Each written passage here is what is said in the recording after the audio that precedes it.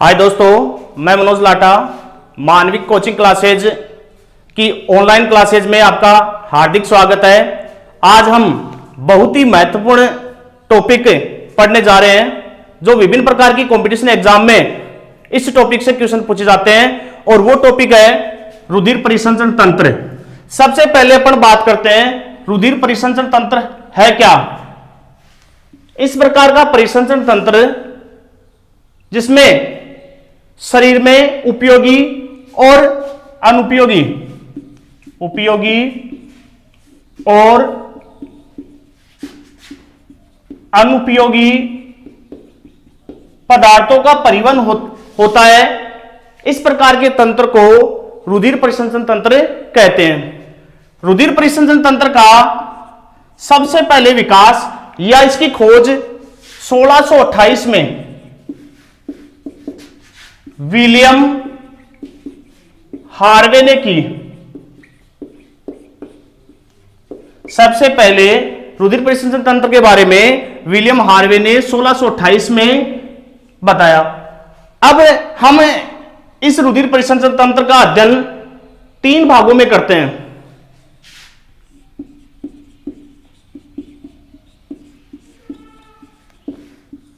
Number 1 हृदय,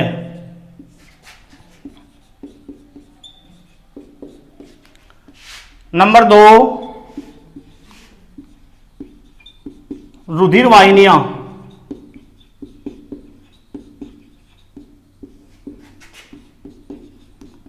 blood vessels, number 3 रुधिर। हृदय का अध्ययन कार्डियोलॉजी कहलाता है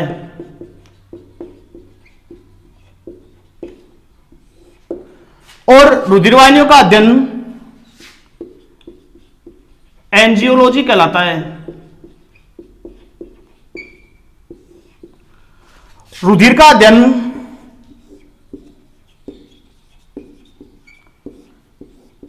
हीमेटोलॉजी कहलाता है।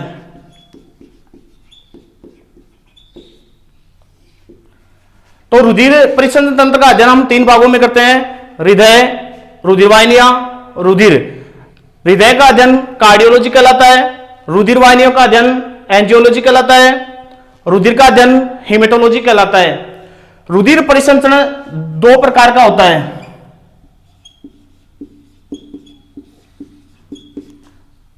नंबर 1 बंद परिसंचरण तंत्र,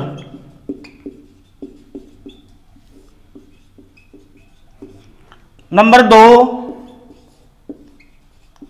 खुला परिसंचरण तंत्र। बंद परिसंचरण तंत्र इस प्रकार का परिसंचरण तंत्र होता है जिसमें रुधिर वाहिनियों में बहता है और इसका एग्जाम्पल है कशेरुकी,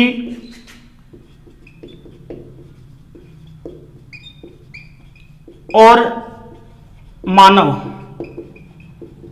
इनमें रुधिर परिसंचरण बंद प्रकार का होता है और खुला परिसंचरण तंत्र जिसमें रुधिर वाहिनियों में न बहकर संपूर्ण शरीर में बहता है। तो इसमें रुधिर वाहिनियों में प्रवाहित नहीं होता है। एग्जाम्पल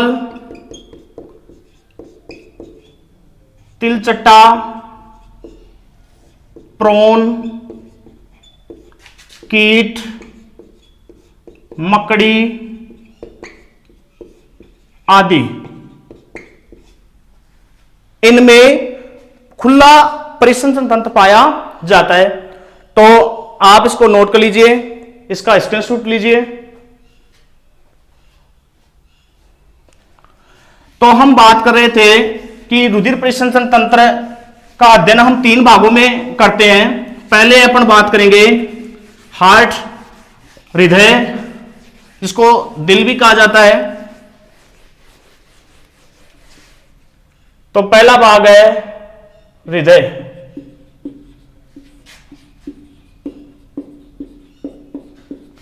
सबसे पहले इसकी स्थिति के बारे में बात करते हैं अपन कि ये कहां स्थित होता है। मानव का हृदय वक्ष गुहा के बाईं ओर, ये जो अपनी वक्ष गुहा है, इस वक्ष गुहा के बाईं ओर पसलियों के नीचे और दोनों फेफड़ों के बीच स्थित होता है। तो हृदय की स्थिति के बारे में बात कर रहे हैं तो हृदय वक्ष गुहा में पसलियों के नीचे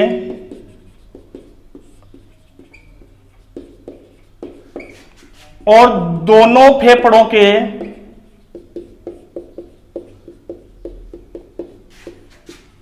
बीच, दोनों फेफड़ों के बीच स्थित होता है। इसका आकार देखते हैं।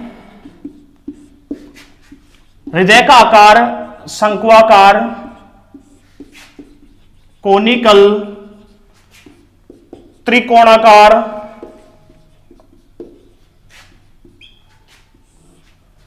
होता है। इसका भार देखते हैं। हृदय का भार महिला में 250 ग्राम होता है और पुरुष में इसका भार 300 ग्राम होता है।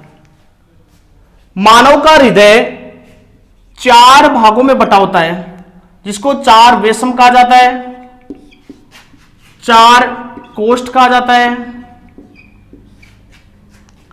या 4 कपाट कहा जाता है। तो मानव का हृदय 4 वेशम, 4 कोष्ठ, 4 कपाट में बटा होता है। लेकिन क्वेश्चन ऐसे आता है कि मछली का हृदय कितने कक्षों में बटा होता है। तो मछली का हृदय 2 कक्षों में बटा होता है। मछली का हृदय 2 कक्षों में।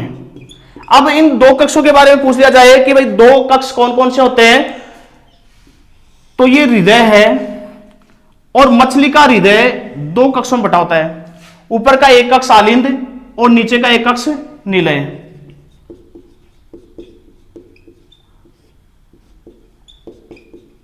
तो मछली के हृदय में एक आलिंद और एक निलय। मेंढक, सर्प, इनका हृदय 3 कक्षों में बटा होता है। और ये 3 कक्ष कौन से होते हैं? ये हृदय है, ऊपर 2 आलिंद और एक निलय। 2 तो आलिंद होते हैं और एक निलय होता है। यदि क्वेश्चन ऐसे पूछा जाए कि मेंढक का हृदय 3 कक्ष में बटा होता है, तो 3 कक्ष कौन से होते हैं? 2 आलिंद और एक निलय। और घड़ियाल, पक्षी, स्तनधारी, इनका हृदय 4 कोष्ठी होता है, 4 कक्षों में बटा होता है। तो आपको इतना बताया मैंने, आपको अच्छी तरह समझ में आया होगा। इसको नोट कर लीजिए या इसका स्क्रीनशॉट लीजिए।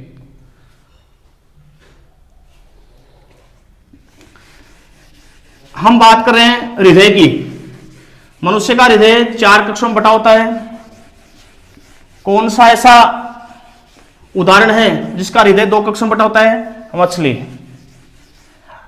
हृदय में जो ध्वनि उत्पन्न होती है, तो हृदय की ध्वनि लब डब। हृदय के अंदर जो ध्वनि उत्पन्न होती है, ये ध्वनि लब डब कहलाती है। हृदयावरण में सुरक्षित रहता है। हृदयावरण में सुरक्षित रहता है। हृदय पंप की भांति कार्य करता है। जैसे मोटर का कार्य है पानी उठाना, तो हृदय का कार्य है शरीर के अंदर जो रुधिर होता है उस रुधिर का पंप करना। सबसे पहले हृदय का प्रत्यारोपण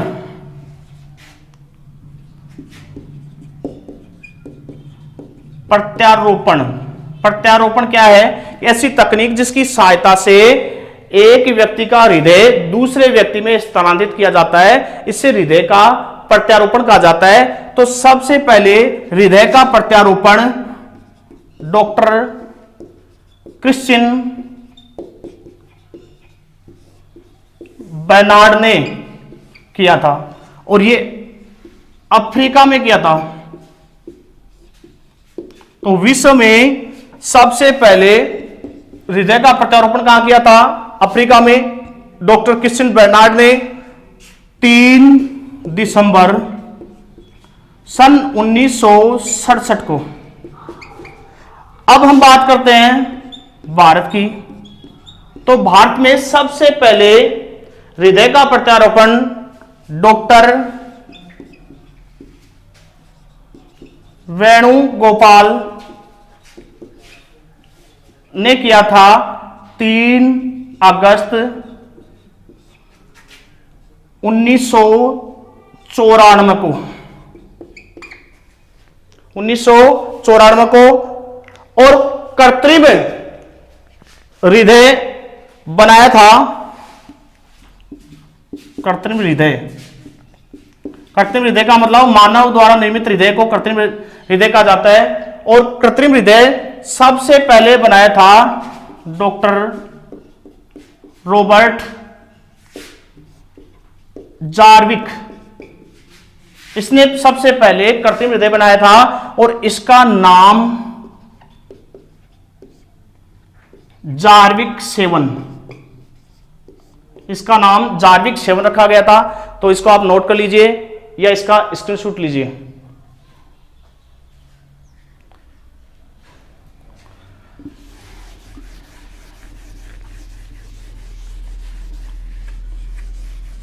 हम बात कर रहे थे हृदय की। तो मनुष्य का हृदय 4 कक्षों में बटा होता है। ये 4 कक्ष इस प्रकार से होते हैं, हम चित्र के माध्यम से देखते हैं। ऊपर के 2 विषम या ऊपर के 2 कक्ष आलिंद कहलाते हैं। बायां आलिंद, ये दायां आलिंद।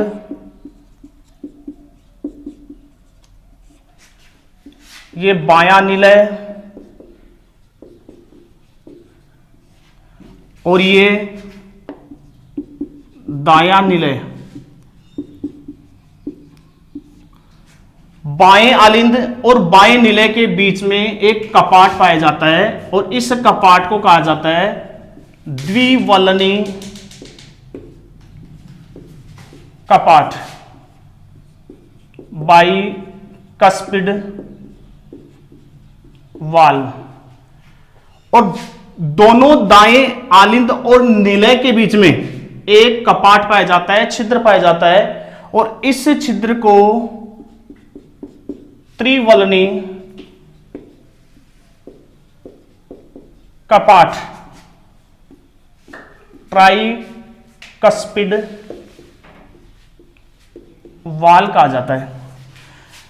इन चारों कक्षों में से सबसे बड़ा कक्ष बायां निलय होता है। यदि पूछा जाए कि हृदय का सबसे बड़ा कक्ष कौन सा होता है? बायां निलय, सबसे बड़ा कक्ष। और दायां निलय सबसे छोटा कक्ष होता है।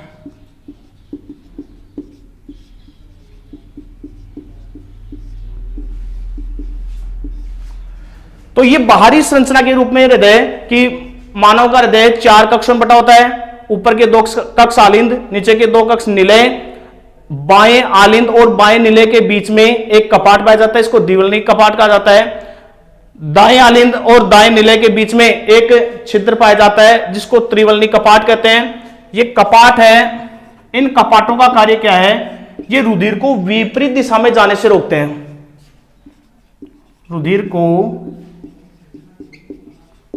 विपरीत दिशा में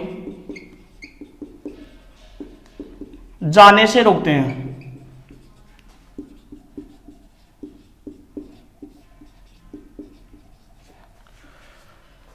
तो आपको अच्छी तरह समझ में आया होगा। आप इसका स्क्रीनशॉट ले लीजिए।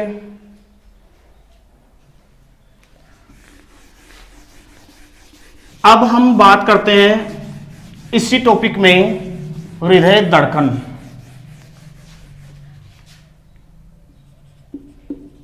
हृदय धड़कन, इसको हार्ट बीट कहा जाता है।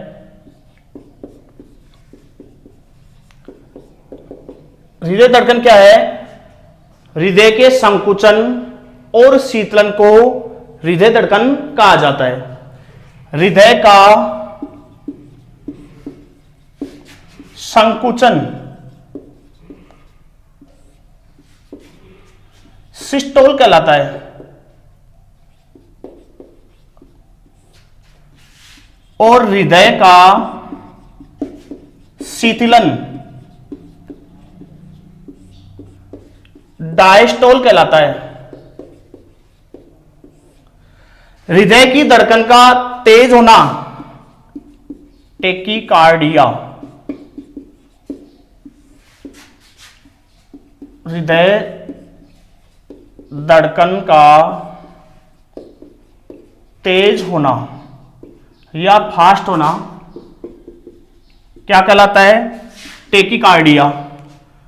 और हृदय धड़कन का कम होना ब्रेडीकार्डिया कहलाता है।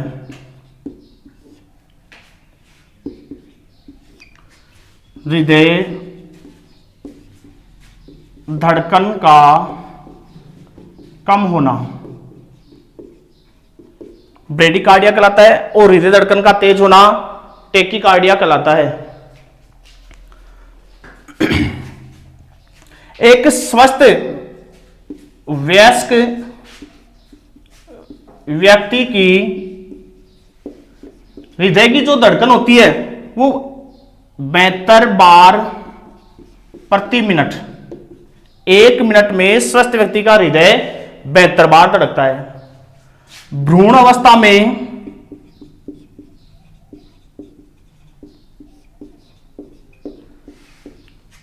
एक 160 बार प्रति मिनट और नवजात शिशु में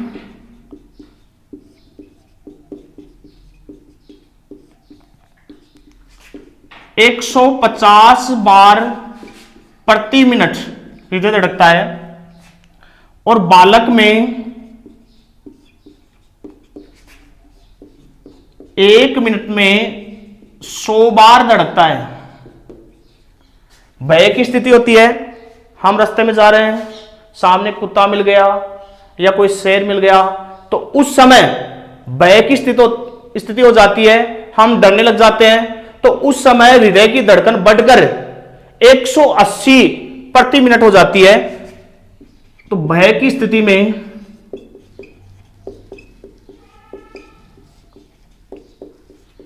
180 बार प्रति मिनट। तो आप ये समझ में आया होगा, इसका आप स्क्रीनशॉट लीजिए।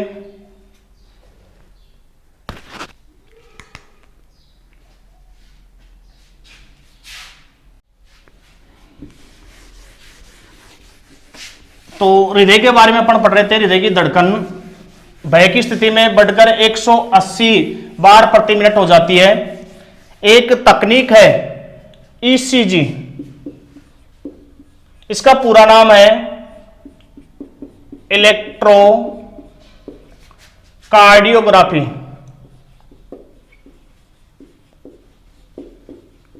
इसका संबंध हृदय से होता है। एग्जाम में पूछ लिया जाता है ईसीजी का संबंध किस अंग से है? हृदय से। और पेसमेकर हृदय के दाएं आलिंद में उपस्थित होता है।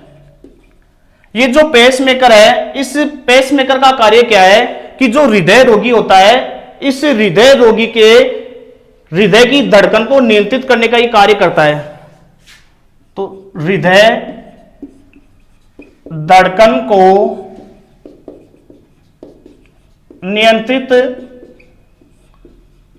करने का कार्य।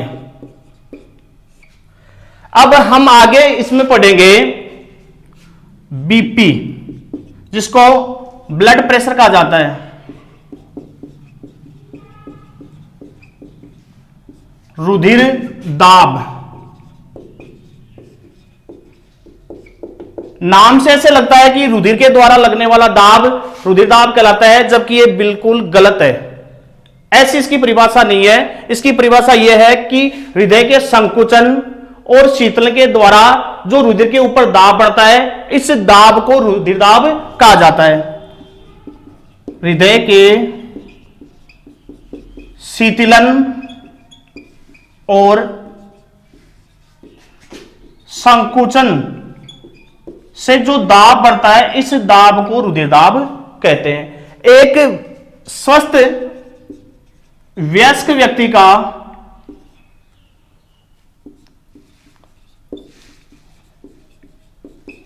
रुधिर दाब 120/80 mmHg होता है। ये जो mmHg है, इस mmHg को रुधिर दाब की इकाई कहा जाता है। इसमें ये 120 है, ये सिस्टोल रुधिर दाब है, और 80 है डायस्टोल रुधिर दाब। क्वेश्चन कई बार ऐसे पूछ लिया जाता है कि एक व्यक्ति का सिस्टोल रुधिर दाब कितना होता है, 120, डायस्टोल रुधिर दाब कितना होता है, 80। सबको पता रहता है कि भाई रुधिर दाब 120/80 mmHg होता है, लेकिन क्वेश्चन को थोड़ा सा घुमाने के लिए ऐसे क्वेश्चन पूछे जाते हैं। तो हम बात कर रहे थे बीपी की, रुधिर दाब की, तो बीपी का तेज होना या हाई होना हाइपरटेंशन कहलाता है।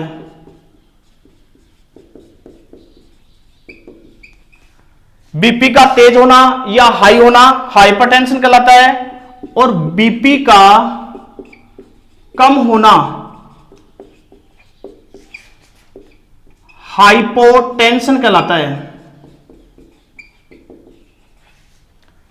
तो आपको यह अच्छी तरह समझ में आया होगा।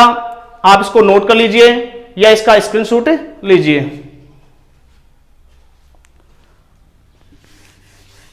तो बीपी का तेज होना हाइपरटेंशन कहलाता है, बीपी का कम होना हाइपोटेंशन कहलाता है।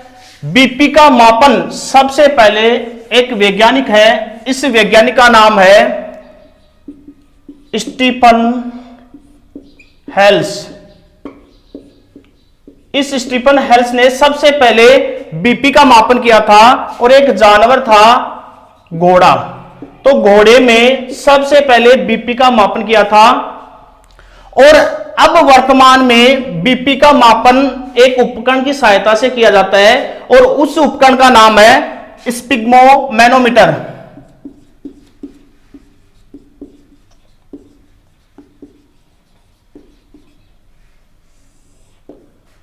तो बीपी का मापन स्पिग्मोमैनोमीटर की सहायता से किया जाता है। तो आज की क्लास में मैंने जो पढ़ाया आपको अच्छी तरह समझ में आया होगा। तो आप इस वीडियो को सब्सक्राइब कीजिए, लाइक कीजिए। नेक्स्ट वीडियो में हम बात करेंगे हृदय, रुधिर वाहिनियां और रुधिर के बारे में। थैंक्स, धन्यवाद।